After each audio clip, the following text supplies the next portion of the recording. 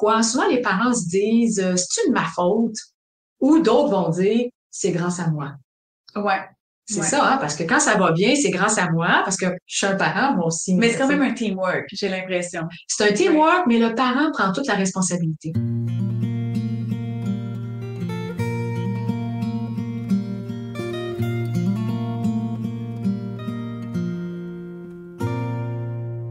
Hey, bonjour les parents!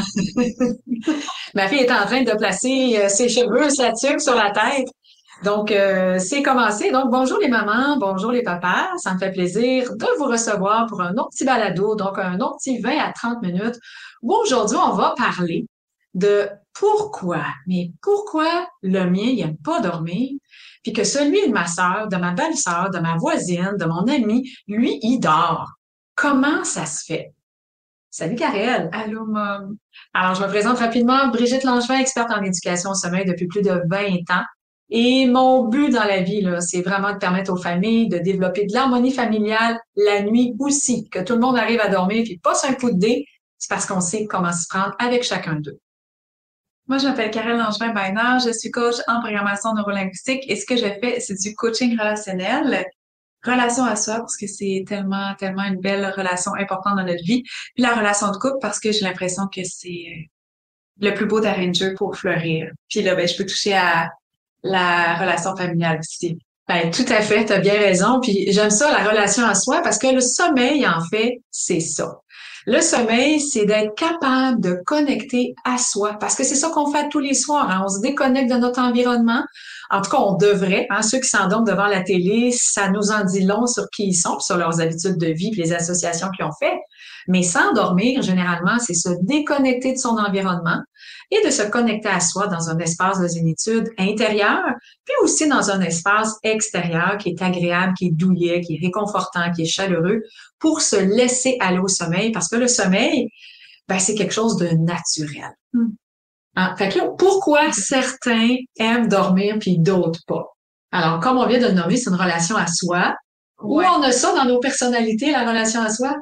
Ben, au sens où, tu sais, relation, ben, fusionnel solitaire, là. Ouais, c'est ça. Mais, ouais, c'est comme, est-ce que j'aime dormir ou j'aime encore plus être connectée à autre chose? Ouais, c'est ça. Ouais, Alors, c'est ça. celui qui aime dormir, généralement, c'est celui qui va apprécier être connecté à lui.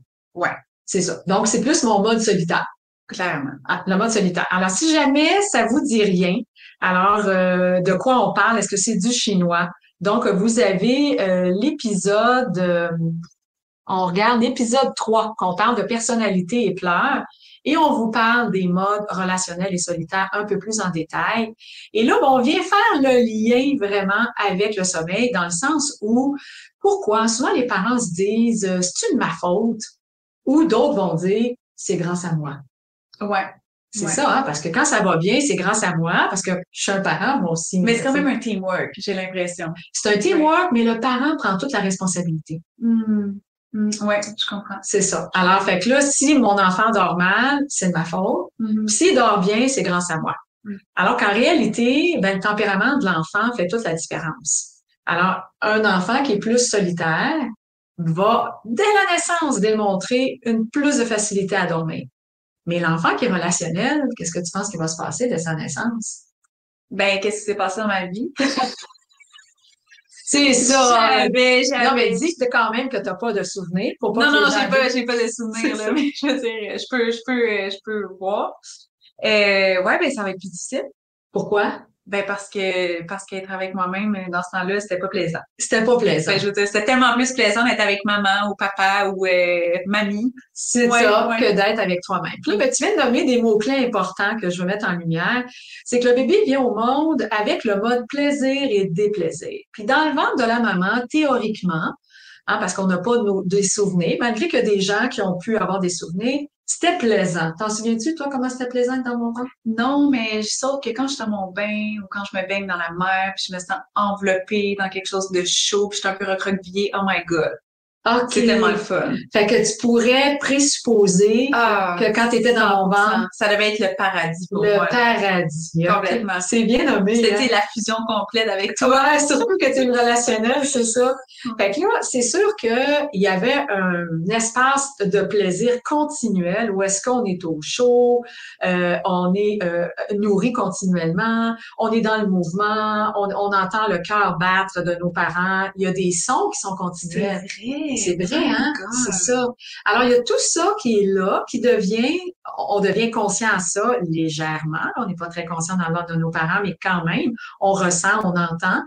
Et quand on vient au monde, on perd tout ça. Un gros traumatisme quand même, hein? Moi, c'est ça, c'est un choc, un choc, peu intense. c'est un choc. Alors, c'est sûr que certains bébés, ce déplaisir-là est tellement grand. Alors, si on a une tendance relationnelle, comme toi, tu avais à la naissance, tu as plongé ton regard, t'as tout emmailloté, ils t'ont mis sur moi. Encore la fusion, maman. Encore de fusion, maman, c'est ça. Et là, faute de plus être corps à corps, il y avait pas de peau à peau à ce moment-là quand tu es venu au monde. Alors, toi, t'as baigné ton regard dans les miens, dans mes yeux, et il y a des bébés qui déjà, eux, c'est pas un temps, c'est un choc pareil la naissance, mais c'est le fun, en fait, de se retrouver dans notre bulle parce que j'ai quand même fait une petite expérience en hypnose où est-ce que je suis retournée, moi, en PNL, là, dans le ventre de ma mère, puis moi, je me sentais vraiment à l'étroit. Ah ouais, c'est vrai, ça m'a parlé. C'est ça, je me sentais à l'étroit, poignée, puis quand je suis sortie du ventre de ma mère... Fusion complète tout le temps. non, c'est ça! Ah, parce que si vous ne le saviez pas, moi, je suis un peu plus solitaire, une tendance solitaire, et ma fille, une tendance un peu plus relationnelle. Et sans doute, parce que j'ai pas de souvenir, qu'à la naissance, le fait d'avoir un peu plus d'espace me fait du bien. OK? Alors, et ce que je peux remarquer à travers les années, c'est que l'enfant qui vient avec une tendance plus solitaire, ben, il est bien dans sa bulle. À ce moment-là, comme dormir, c'est être dans sa bulle, ben, c'est plus facile pour cet enfant-là d'arriver à dormir. Clairement, le petit chanceux. Le petit chanceux, hein, parce que toi, c'était pas le cas. Mais la bonne nouvelle, c'est que, parce que peut-être vous vous questionnez, vous dites, ah, OK, la fille de Brigitte, Karel, c'est une relationnelle, donc c'était pas une bonne dormeuse. Est-ce que c'est vrai? Ouais. Ça a été difficile au début. J'avais pas d'outils. J'étais perdue. Mais mon sommeil était tellement précieux que j'ai pris des moyens pour l'avoir dormi. Est-ce que tu t'en souviens?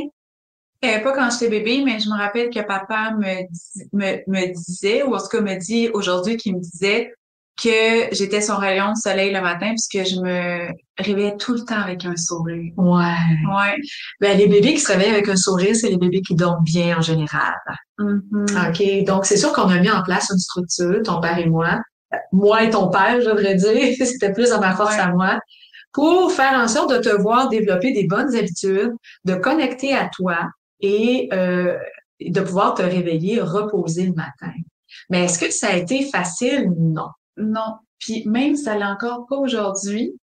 En tant qu'adulte? Ben, en tant qu'adulte, souvent, je me réveille, ben, tu sais, là, je commence à beaucoup faire attention. J'ai changé quelques rituels dans ma vie, mais j'avais pas porté l'attention assez. Je me réveillais, tu sais, c'est lourd, ça me tente pas, je snooze.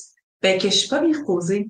Puis là, de plus en plus, je vois la différence. Je me réveille le matin, j'ai assez dormi, je suis comme prête pour passer ma journée. Ça fait tellement une grande différence.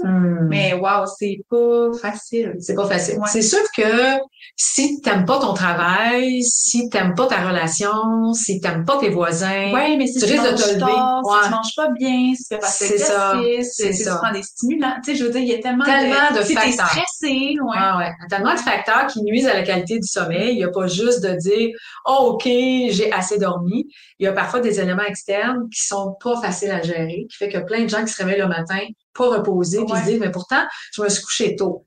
Ouais, se coucher tôt pour un adulte, c'est bien, mais il faut aussi parce que contrairement à l'enfant, on a un petit rat qui tourne nous autres dans la tête. Ouais, mais je pense qu'on est beaucoup à pas se coucher tôt. Là, moi, je me couche tôt, là, mais je pense qu'il y a beaucoup de monde qu'on se couche pas tôt. Ouais, non, c'est sûr que c'est tentant le soir de relaxer, puis on pense que se détendre, c'est de le faire devant la télé, c'est de le faire en prenant un verre, c'est de le faire en en prenant ses courriels. On relaxe pas. Ouais, Oui, c'est on n'est pas stimulé, mais mon corps se repose pas. exact. Mais ça donne l'impression qu'on a la tête moins pleine, puis que là, ouf, ça fait du bien, C'est ça. mais c'est pas du Mais c'est sommeil. pas du sommeil. C'est En ça. tout cas, tu sais, juste un petit, Un petit parallèle. ouais, un petit parallèle parce que c'est important dans la vie de tous les adultes et des parents aussi. C'est ça, d'arriver à bien dormir. On pourra peut-être avoir un volet juste sur le sommeil des adultes Moi, je éventuellement. pense que ça serait tellement Intéressant. Écoutez, ceux Ouais. qui nous écoutent, si jamais vous dites, hey, moi, j'ai le goût, envoyez-nous un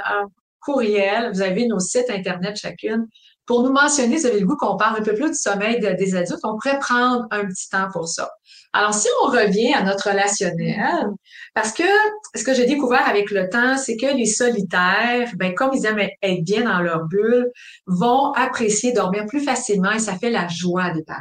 C'est sûr. C'est ça. Alors que si on a un enfant qui a une tendance relationnelle dès la naissance, est-ce que je l'ai brisé? Non. Non. Ben, non, c'est pas vrai. Là, je viens de regarder. Ah, moi, OK. Coquine. Coquine. Alors, est-ce que je l'ai brisé? Non. Est-ce que c'est de ma faute? Non. OK. Donc, le bébé, on l'a dit, c'est un choc à la naissance. S'il perd tout ce qui était plaisant pour lui, il a besoin de renouer avec un plaisir certain. Et c'est là qu'on va reproduire des conditions intra-utérines. Ouais. Donc, on va l'emmailloter, on va le prendre dans nos bras pour qu'il soit collé contre le cœur d'un parent, le père ou la mère qui entendent le cœur de maman. On va même l'endormir au sein ou au biberon. On va créer des mouvements. On va créer des mouvements. Tu sais, des fois, je donne des conférences, puis le bébé est dans la coquille, puis il dit rien, là. Puis le parent, il donne un coup sur la coquille pour qu'elle berce, tu sais. C'est tellement une habitude où des fois, il l'a dans ses bras, puis là, ben, il fait une espèce de yoga, là, sur place, là, où est-ce que ça crée une petite danse, ça crée un mouvement. Alors que le bébé a rien demandé. Mais on veut tellement le garder dans le plaisir pour qu'il soit confortable, pour se laisser aller au sommeil, que finalement, des fois, on en fait beaucoup, puis c'est correct, là, les premières semaines, les premiers mois de vie. Mais sur le long terme, ben, c'est sûr que l'enfant, même solitaire, s'il y a une maman relationnelle, hein, parce qu'il n'y a pas juste les enfants qui sont solitaires ou relationnels, c'est une maman relationnelle qui aime beaucoup être dans la bulle de son enfant. Ben, c'est sûr que le solitaire, ben, si c'est trop pour lui, là, puis il y a des mamans qui trouvent ça difficile, qu'est-ce qu'il va faire? C'est qu'il va repousser sa mère pendant qu'elle berce lors de la routine du dodo. ouais.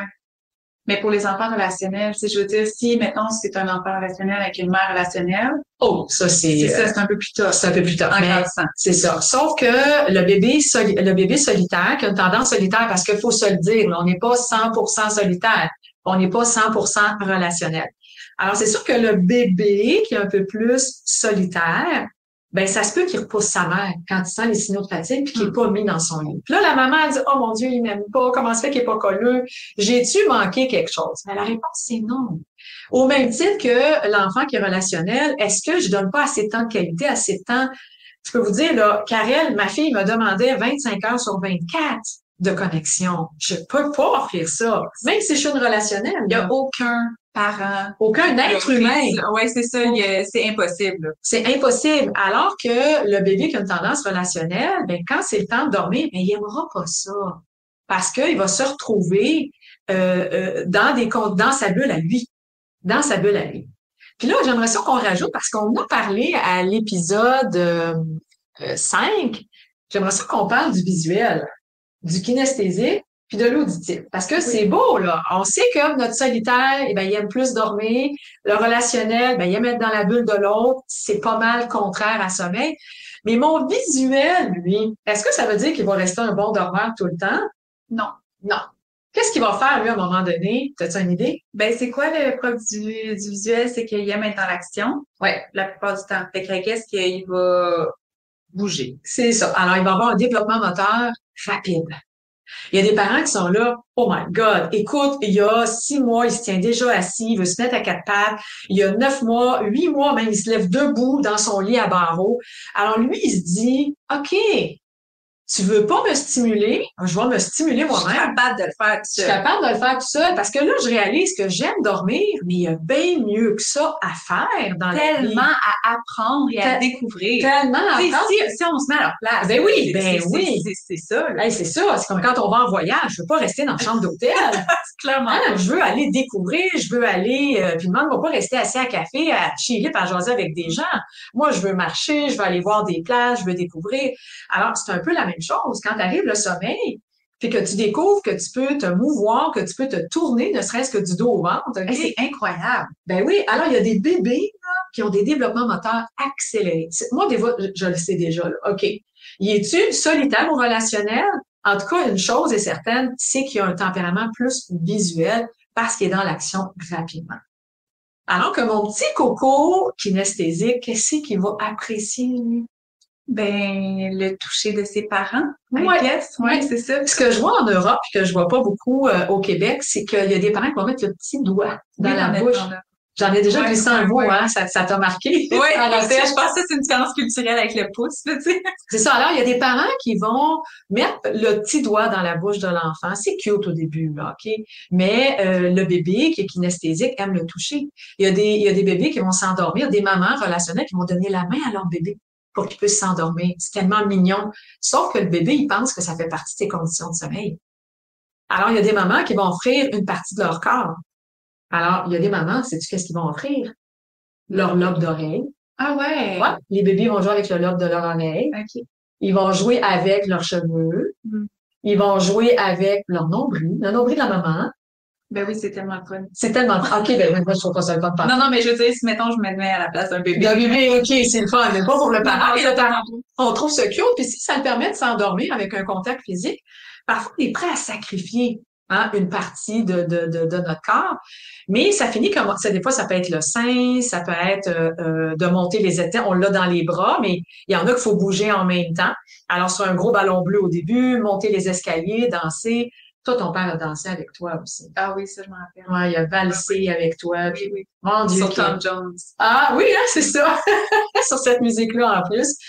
Alors, donc, c'est sûr qu'il y a des bébés qui sont plus kinesthésiques. Vous allez dire, ben, je le gagne. Il finit par aimer dormir. Oui, mais dans des conditions spécifiques.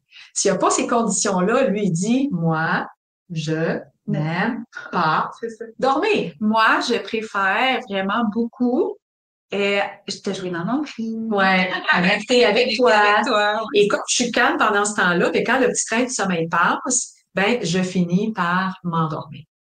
Nos auditifs, eux autres, on n'en parle pas beaucoup. Pourquoi on en parle moins des auditifs? Parce qu'il y en a moins. Il y en a moins dans la Oui, société. Ou c'est comment tu dis ça, tout le temps, la prédominance, comment tu dis ça? C'est pas le pôle prédominant, c'est le fondateur. Ah! Comment tu dis ça? Le mode fondateur. Okay, c'est le mode fondateur. Oui, parce que c'est le mode fondateur, il y a 20 tu disais, de la population. Mais tu disais aussi que ça paraissait moins chez les bébés, ce mode-là. C'est ça. Ce mode-là, il paraît un petit peu moins. Il arrive en deuxième ou en troisième. Comme moi, c'est mon troisième mode. Ouais, aussi vu que, tu sais, axé sur les détails, le mode auditif, mais je pense qu'il faut être axé sur les détails pour remarquer que son bébé est un mode auditif. Ouais, c'est ça, ouais. Mais qu'est-ce qu'on va reconnaître chez le petit bébé qui a un mode auditif? C'est que les craquements de plancher. Hein? Il y a des parents ninjas, là. OK? Les parents ninjas, c'est des parents qui endorment leurs enfants. Tu savais pas ça, hein? Non, non, je t'ai déjà entendu ça. Déjà dit des parents ninjas, OK? Qui déposent leur bébé endormi dans le lit et que là, doivent faire des pas précis pour sortir de la chambre sans qu'il y ait de craquement de plancher. Puis là, on accote la porte sur le cadrage. Puis là, faut pas trop faire de bruit. Puis et là, t'as plus le droit de respirer. T'es dans le salon, puis t'es paniqué quasiment parce que faut plus tirer la chasse d'eau. Puis quand tu sais, je n'entends tellement de tout. Tu respires parce que ça fait 10 minutes que t'as pas respiré, puis là, ton bébé, il se réveille. Il se réveille.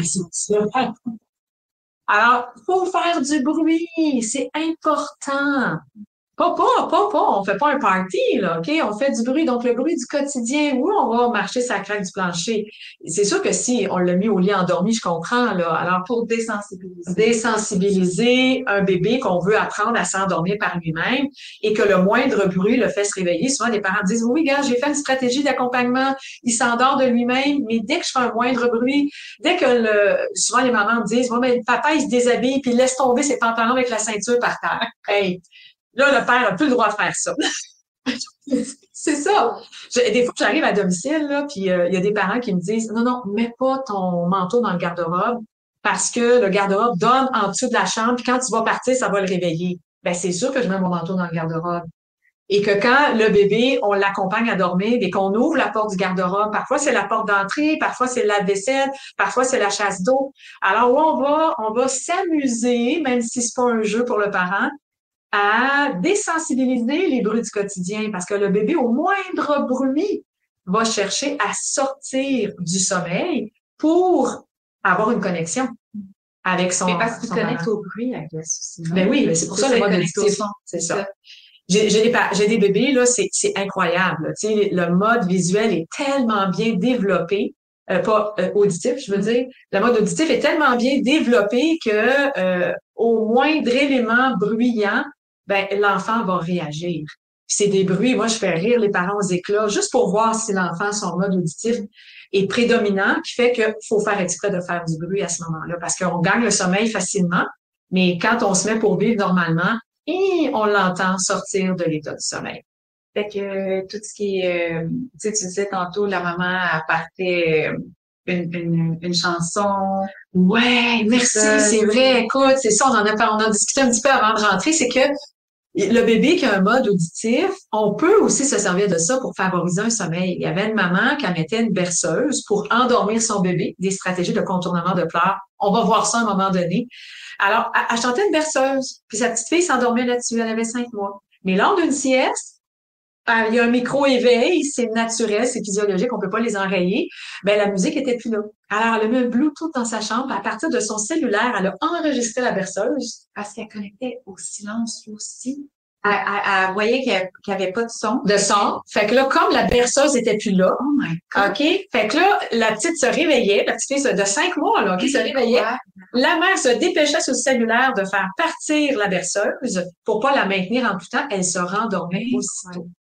Aussitôt. C'est vraiment, c'est marqué, c'est majeur. Certains enfants ont sont vraiment avec, encore Une propension. Ben, ils ont un mode fondateur. un mode fondateur. J'arrive pas à le retenir. Un mode fondateur qui est plus auditif. Alors, quand on dit pourquoi il aime pas dormir, c'est parce que c'est dans sa nature, mais il peut l'apprendre. Le défi est un peu plus grand. Puis les bébés qui aiment dormir, ben c'est dans leur nature. Mais un jour, c'est pas vrai que le sommeil, c'est un long fleuve tranquille et que ça va toujours être facile. Il va y avoir des régressions aussi. On va en parler prochainement. Alors, mais le visuel, tu sais, le solitaire qui dormait bien, puis le relationnel qui dormait bien, ben son côté kinesthésique peut faire en sorte que, à un moment donné, ça peut faire une régression.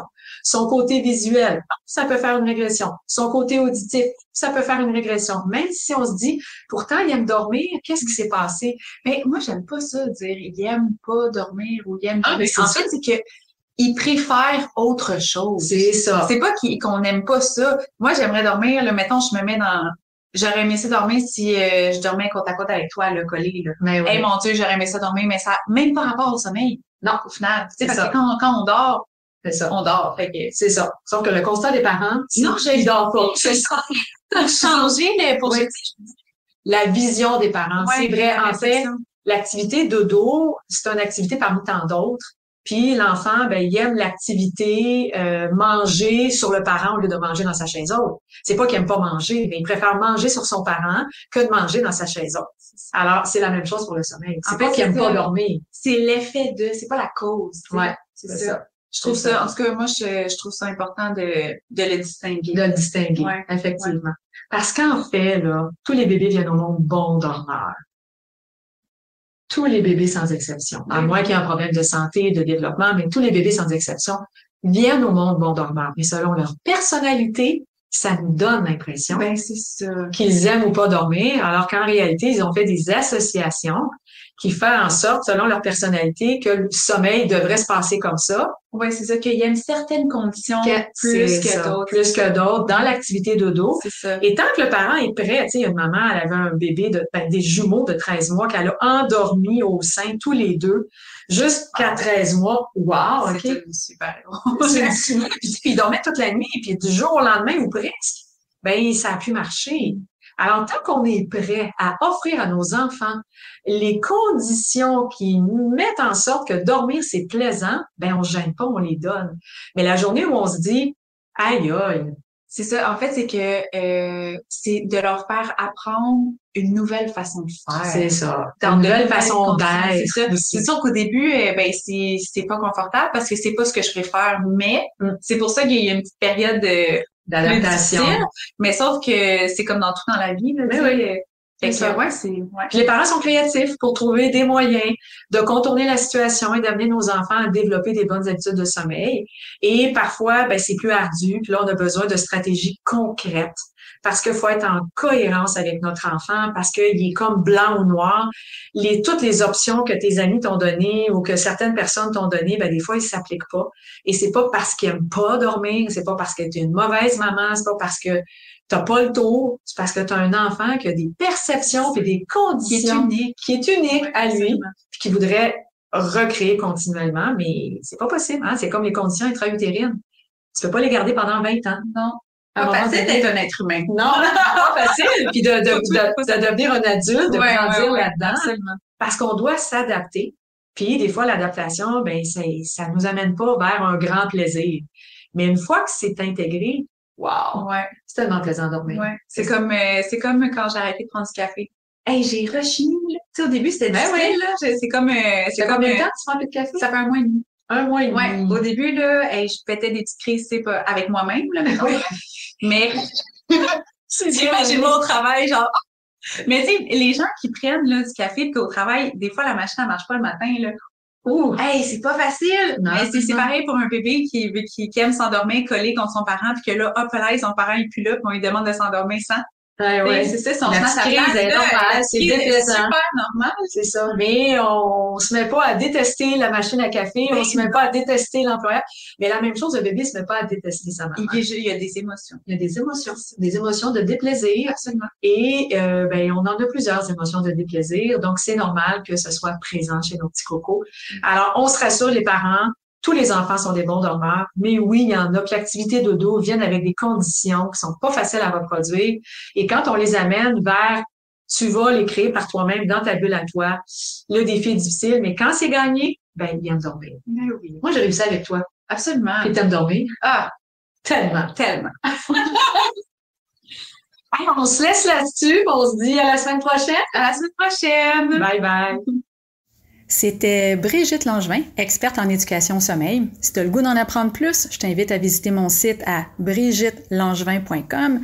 Puis si vraiment tu as le goût que le sommeil, ce soit pas toujours sur un coup de dé et que ça fonctionne, ben j'ai une formation, Les Amis du Dodo. Clique sur le lien plus bas, tu vas en apprendre plus. C'était Karel Langevin, coach PNL. Tu peux aussi aller visiter mon site web karellangevin.com. Si ça pique ta curiosité, j'ai créé une merveilleuse formation, la PNL au service de l'enfant. Clique sur le lien juste en dessous si tu veux en savoir plus.